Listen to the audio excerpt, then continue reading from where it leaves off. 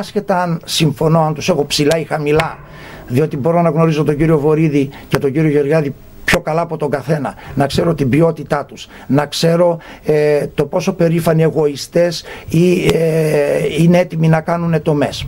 Όπως και να έχει όμως το θέμα, θεωρούνται και είναι υψηλόβαθμα στελέχη του Λαϊκού Ορθόδοξου Συναγερμού. Είναι άλλο αυτό και είναι άλλο ο αρχηγός του κόμματος να λέει ότι δεν θα βάλω μέσα σε αυτή την κυβέρνηση πολιτικά ενδυνάμει πρόσωπα.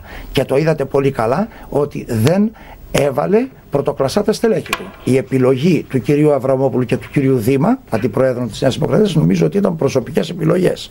Και ζήτησε ο κύριος Σαμαράς να παραιτηθούν, ο κύριος Αβραμόπουλος βεβαίως, από την κοινοβουλευτική ομάδα για να μπορεί να συμμετάσχει στην κυβέρνηση. Είναι τελείως διαφορετικά πράγματα.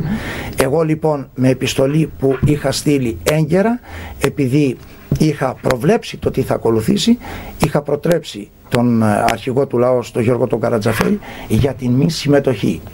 Και θέλω να σας καταθέσω και αυτό. Εάν εξακολουθούσε την στιβαρή πολιτική, πατριωτική, λαϊκή, αστική που μέχρι το 2007 είχαμε, δηλαδή μέχρι τις εισόδου μας στο Ελληνικό Κοινοβούλιο μετά τις εθνικές εκλογές του 7, σήμερα, και μη ψηφίζοντας το μνημόνιο, μη συμμετέχοντας σε αυτή την μειοδοτική κυβέρνηση, θεωρείται ότι το ποσοστό του Λαϊκού Ορθόδοξου Συναγερμού θα ήταν 4, 5, 6, 7% ή μπορεί να ήταν πάνω από 20%. Ο κόσμος αυτή τη στιγμή στην πατρίδα μας θέλει ηγέτες. Και δυστυχώς λυπάμαι, διότι τον πίστεψα, τον ακολούθησα, έδωσα αγώνες επί 24 ώρου βάσεως και πρόσβλεπα σε έναν αρχηγό περήφανο. Δυστυχώς φάνηκε κατώτερο των περιστάσεων. Ήταν η επόμενη ερώτηση που θα σας έθετα, κατά πόσο η συμμετοχή σε αυτή την κυβέρνηση συνεργασίας έβλεψε ή όχι το Λαϊκό Ορθόδοξο Συναγερμό. Θεωρώ αφάνταστα. Θεωρώ αφάνταστα. Διότι το γνωρίζει ο κύριος Καρατζαφέρης, το γνωρίζει ο κύριος Βορίδης, το γνωρίζει ο κύριος Γεωργιάδης, το γνωρίζουν άπαντες. Με τη διαγραφή μου, παραδείγματος χάρη, το τι έγινε στο κόμμα, το ότι πανικός δημιουργήθηκε, το ότι τρόμος δημιουργήθηκε, γράψανε στο διαδίκτυο, όπου μιλάει ο Αποστόλου, τρόμος και φόβος στο λαός, με τη συγκυβέρνηση, τηλέφωνα, διαμαρτυρίας από όλη την Ελλάδα. Δεν είναι δυνατόν, το επαναλαμβάνω για άλλη μια φορά. Ο Λαϊκός Ορθόδοξος Συναγερμός και η επιλογή του ονόματος δεν βγήκε τυχαία. Προσπαθήσαμε μέσω αυτής της επιλογής να δείξουμε ότι είμαστε λαϊκοί, δηλαδή είμαστε λαός, ότι είμαστε ορθόδοξοι ως προς το θρήσκευμα, στηρίζουμε δηλαδή την Ορθοδοξία και ορθοτομούμε τον ορθό λόγο, και τρίτον συναγερμός, δηλαδή γεννηθήκαμε για να συνεπάρουμε τα πλήθη και να μας ακολουθήσουν σε μια πολιτική επανάσταση. Τι από τα τρία αυτά σήμερα μπορούμε να πούμε ότι ισχύει για το Λαϊκό Ορθόδοξο Συναγερμό, που δεν είναι Λαϊκός Ορθόδοξος Συναγερμός με βάση το νέο σήμα που έφτιαξε ο πρόεδρος του λαός και κοσμεί τις παρουσίες του από πίσω από τον ίδιο λαός με μικρά γράμματα και πουθενά οι τελείες που παραπέμπουν σε Λαϊκό Ορθόδοξο Συναγερμό. Σαν να λέγαμε Πασόκ χωρίς τελείες που δεν θα παραπέμπε σε Πανελλήνιο Σοσιαλιστικό Κίνημα, αλλά σε ένα ξεκάρφωτο Πασόκ. Έτσι μετέτρεψαν τα πράγματα. Αυτό είναι σήμερα ο Λαϊκός Ορθόδοξος Συναγερμός. Ένα κράτος, ένα κόμμα των μεγαλοαστών. Και θα σας πω και τούτο. Πριν μπούμε στην Βουλή το 2007, μίλαγε και έλεγε, καθιβρίζοντας τότε από οποιαδήποτε συμμετοχή του, είτε σε εκδηλώσεις του κόμματος είτε σε οποιοδήποτε κανάλι, ότι δεν θα κοιμηθώ ποτέ σε κρεβάτι του κυρίου ψυχορεμένου, βέβαια, Λαμπράκη. Αυτή τη στιγμή διαφημίζεται μέσω του Μέγκα του Μπόμπολα. Αυτή τη στιγμή παρουσιάστηκε και έδωσε συνέντευξη εκεί όπου κατηγορούσε και έλεγε ποτέ δεν θα πάω εγώ στο μέλος της Λέσχης Μπίλντεμπεργκ που είναι ο κύριος Παπαχελάς. Θα θυμηθείτε ότι πρόσφατα έδωσε μεγάλη συνέντευξη στον κύριο Παπαχελά και μέσα σε άκρες έδωσε συγχωροχάρτη στη Λέσχη Μπίλντεμπεργκ. Είναι πράγματα, έχει ανατρέψει τα πάντα. Δεν μπορούσα λοιπόν εγώ, όπως και πολλά άλλα στελέχη που μαζί φτιάξαμε αυτό το κίνημα, αποχωρήσαμε ένας-ένας. Δεν υπάρχει ο κύριος Χινάς, δεν υπάρχει ο κύριος Χριστοδουλόπουλος, γενικοί διευθυντές του κόμματος επί σειρά ετών, δεν υπάρχει ο κύριος Μιλονόπουλος, στον οποίο βασίστηκε και στηρίχθηκε τα πρώτα χρόνια μέσω του τηλεάστη ο κύριος Καρατζαφέρης, περιθωριοποιημένος ο κύριος Βάρδας και άλλα στελέχη. Ποιο είναι στέλεχος του Λαϊκού Ορθόδοξου Συναγερμού από τις ιδρύσεώς του, που έβαλε το κορμί του, την ψυχή του, το πνεύμα του, τις ώρες τις ατελείωτες για να μεγαλώσει αυτό το κόμμα, υπάρχει σήμερα στο κόμμα? Μήπως όλη αυτή είναι η βάση για ένα καινούριο κόμμα? Μα είναι καινούριο, είναι μεγαλοαστικό. Όχι, εννοώ όλοι αυτοί που έχουν αποχωρήσει. Που λέτε ότι δεν υπάρχουν στο Λαϊκό Ορθόδοξο Συναγερμό. Μήπως είστε η βάση για κάτι καινούριο ή όχι? Νομίζω ότι απηχούμε τη λαϊκή βάση του κόμματος. Είμαστε σε επικοινωνία, είμαστε μια ομάδα, νομίζω ότι βγάζουμε δυναμική, αποφασίσαμε σε κάποια πράγματα τα οποία σιγά σιγά βγαίνουν. Έτυχε σε μένα ο κλήρος να ξεκινήσω με την στήριξή τους έναν αγώνα μέσω καναλιών που μου δώσανε βήμα στην Αθήνα, όπως εσείς αυτή τη στιγμή, και σας ευχαριστώ, μέσω εφημερίδων. Όταν σε τιμάει η ελευθεροτυπία, δεν μπορούσα κάποτε ποτέ να φανταστώ ότι η ελευθεροτυπία θα πει στον Αποστόλο να δώσει μια συνέντευξη σε ένα μέλος, ένα στέλεχος του Λαϊκού Ορθόδοξου Συναγερμού.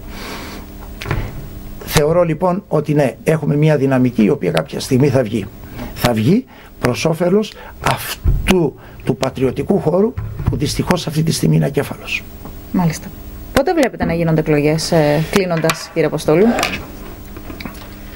Δύο είναι οι πιθανότητες και νομίζω ότι οφείλεται και οι δύο αυτές πιθανότητες βγαίνουν από τη δυναμική του Αντώνη Σαμαρά.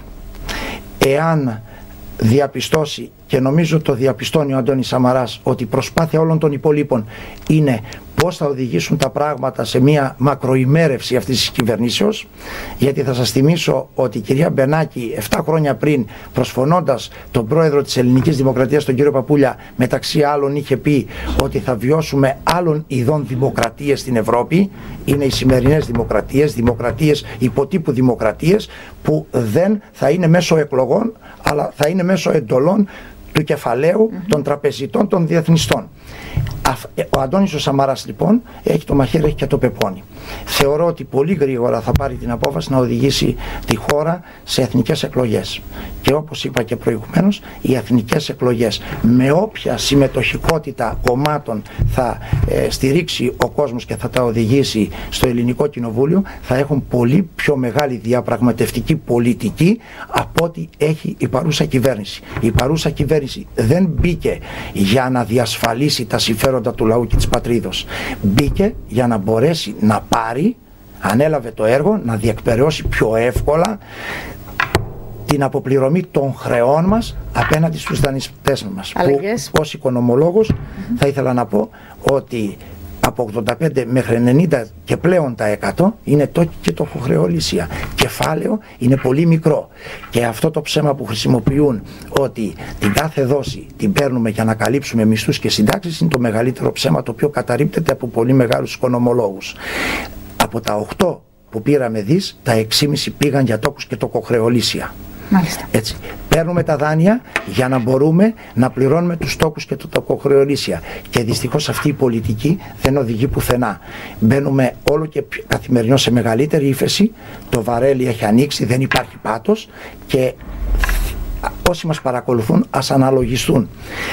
Όταν θα είναι να πάρουμε την επόμενη δόση, την αμέσως επόμενη δόση, δεν θα μπουν νέα φοροεισπρακτικά μέτρα? Όταν η κυβέρνηση του Γιώργου Παπανδρέου και η κυβέρνηση, η νυν κυβέρνηση, δεν έχει χτυπήσει καμία από τις παθογένειες που γέννησε η μεταπολίτευση, και είναι το παραεμπόριο. 6,5 δισεκατομμύρια ευρώ χάνονται από το παραεμπόριο, από τα κρατικά ταμεία. Η περίθαλψη των μεταναστών, των λαθρομεταναστών, 13,5 εκατομμύρια ευρώ το χρόνο χάνονται κατά επίσημες δηλώσεις του κ. Λοβέρδου. Η φοροκλοπή και η φοροδιαφυγή.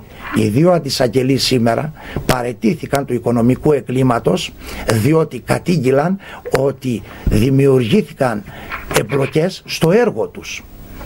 Και κλείνοντας να σας πω, ποιοι την πληρώνουνε? Οι μισθωτοί οι συνταξιούχοι και κανένας άλλος. Χτυπήθηκε το μεγάλο κεφάλαιο. Κάλεσαν, όπως στην Ιταλία, τους εφοπλιστές, τους μεγαλοτραπεζίτες, τους μεγαλοπαράγοντες αυτού του τόπου να συνδράμουν στην ανάκαμψη της ελληνικής οικονομίας. Και πώς θα ανακάμψει αυτή η ελληνική οικονομία όταν δεν υπάρχουν τα εχέγγυα της ανάπτυξης? Εγώ είχα γράψει σε ένα άρθρο μου και είχα πει, μία είναι και μόνη λύση. Ή πάμε σε στάση πληρωμών εξωτερικού χρέους και θα τους πληρώσουμε όταν θα δημιουργήσουμε ανάπτυξη, η νέσκατη λύση. Υπάρχει και μία πιο μπροστά λύση που θα ήταν με σκληρή διαπραγμάτευση να τους πούμε ότι η πτώχευση πιθανή της Ελλάδος θα σημάνει πτώχευση των οικονομιών της Ευρωζώνης, άρα διάλυση του ευρώ, και το ξέρουν πάρα πολύ καλά, αλλά προσπαθούν να περισσώσουν ό,τι περισσότερο προς το συμφέρον τους και να οδηγηθούμε σε μία λύση, και το ήταν πρότασή μου και το ισχυρίστηκε πριν από τη συγκυβέρνηση ο Γιώργος Καρατζαφέρης, θα σας το θυμίσω αυτό και ανατρέξτε λίγο πίσω, ότι θα πρέπει να απαιτήσουμε με σκληρή διαπραγματευτική πολιτική πενταετή χάρη πληρωμής του χρέους, για να μπορέσει να επανακινήσει η οικονομία που μαραζώνει αυτή τη στιγμή και το ένα κατάστημα πίσω από το άλλο κλείνουν, με αποτέλεσμα άνεργοι, αποτέλεσμα να μην εισπράττει το ΙΚΑ, αποτέλεσμα να μην μπορεί να αποδώσει στους ίδιους συνταξιούχους και να έχουν το εύκολο θύμα που είναι ο μισθωτός, ο συνταξιούχος. Και πού θα φτάσει αυτό?